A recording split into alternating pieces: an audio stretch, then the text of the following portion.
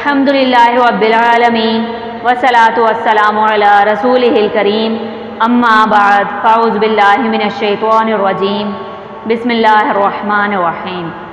معزز سامعین کرام، السلام علیکم ورحمۃ اللہ وبرکاتہ۔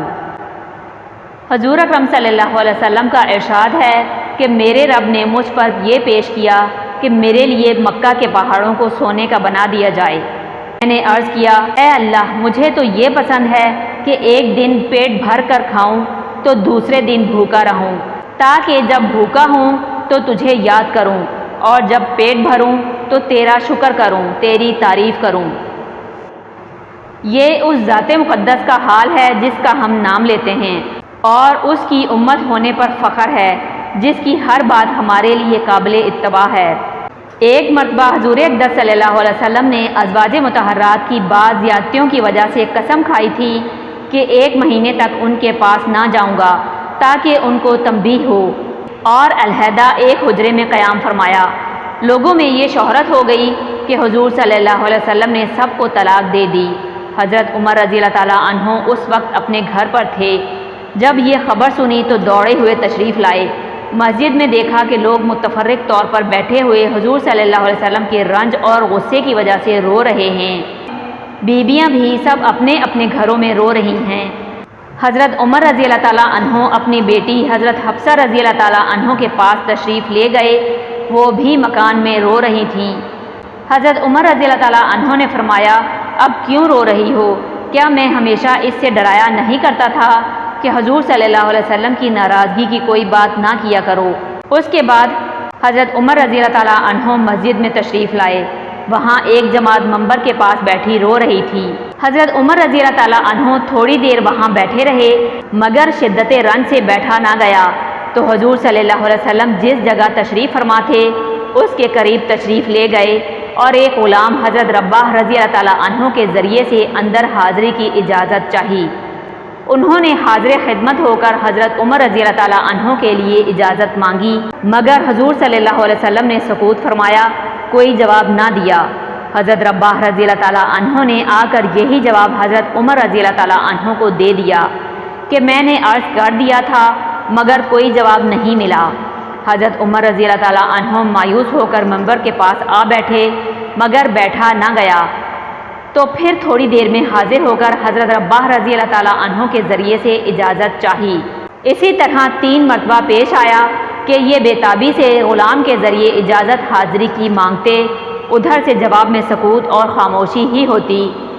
تیسری مرتبہ جب لوٹنے لگے تو حضرت رباح رضی اللہ تعالیٰ عنہ نے آواز دی اور کہا، اے عمر، تمہیں حاضری کی اجازت ہو گئی۔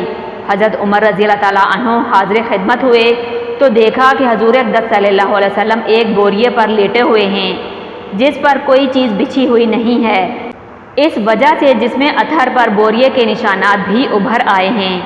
خوبصورت بدن پر نشانات صاف نظر آیا ہی کرتے ہیں، اور سرہانے ایک چمڑے کا تکیہ ہے جس میں کھجور کی چھال بھری ہوئی ہے۔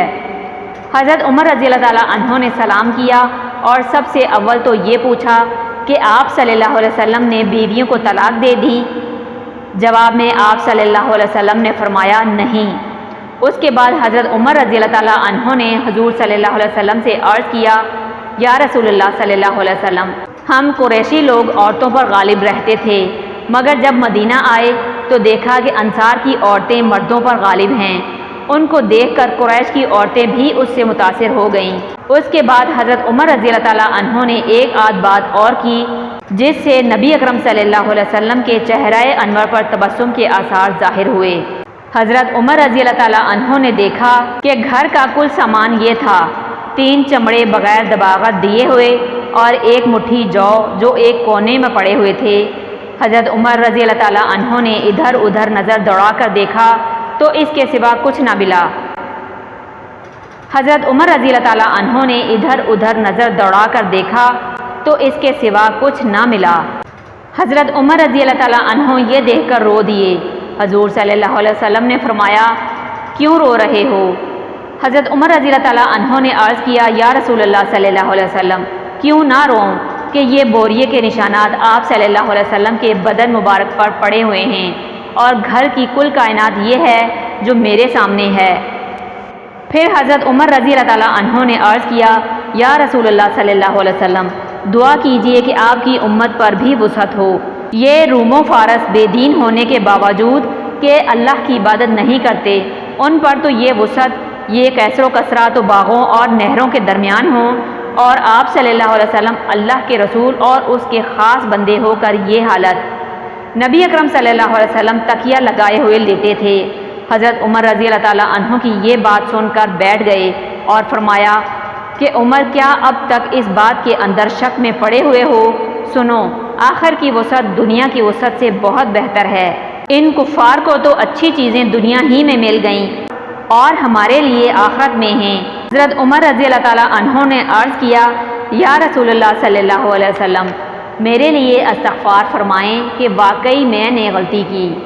یہ دین و دنیا کے بادشاہ اور اللہ کے لاڈلے رسول کا طرز عمل ہے کہ بوریے پر کوئی چیز بچھی ہوئی بھی نہیں، نشانات بدن پر پڑے ہوئے ہیں۔ گھر کے ساز و سامان کا حال بھی معلوم ہو گیا۔ اس پر ایک شخص نے دعا کی درخواست کی تو تنبیہ فرمائی۔ حضرت عائشہ رضی اللہ تعالیٰ عنہ سے کسی نے پوچھا کہ آپ رضی اللہ تعالیٰ عنہ کے گھر میں حضور صلی اللہ علیہ وسلم کا بستر کیسا تھا؟ حضرت عائشہ رضی اللہ تعالیٰ عنہ نے فرمایا کہ ایک چمڑے کا تھا جس میں کھجور کی چھال بھری ہوئی تھی۔ حضرت حفصہ رضی اللہ تعالیٰ عنہ سے بھی کسی نے پوچھا کہ آپ رضی اللہ تعالیٰ عنہ کے گھر میں حضور صلی اللہ علیہ وسلم کا بستر کیسا تھا؟ فرمایا کہ ایک ٹاٹ تھا جس کو دوہرا کر کے حضور صلی اللہ علیہ وسلم کے نیچے بچھا دیتی تھی۔ ایک روز مجھے خیال ہوا کہ اگر اس کو چوہرا کر کے بچھا دوں تو زیادہ نرم ہو جائے، چنانچہ میں نے ایسا کر دیا۔ حضور صلی اللہ علیہ وسلم نے صبح کو فرمایا کہ رات کیا بچھا دیا تھا؟ حضرت حفصہ رضی اللہ تعالیٰ عنہ نے عرض کیا کہ وہی ٹاٹ تھا، اس کو چوہرا کر دیا تھا۔ حضور صلی اللہ علیہ وسلم نے فرمایا اس کو ویسا ہی کر دو جیسا پہلے تھا، اس کی نرمی رات کو اٹھنے میں رکاوٹ ڈالتی ہے۔ آج اگر ہم لوگ اپنے نرم نرم اور روئیں دار گدوں پر نگاہ ڈالیں تو اللہ نے کس قدر وسعت فرما رکھی ہے، اور پھر بھی بجائے شکر کے ہر وقت تنگی کی شکایت ہی زبان پر رہتی ہے۔ اللہ تعالی ہمارے حال پر رحم فرمائے، آمین۔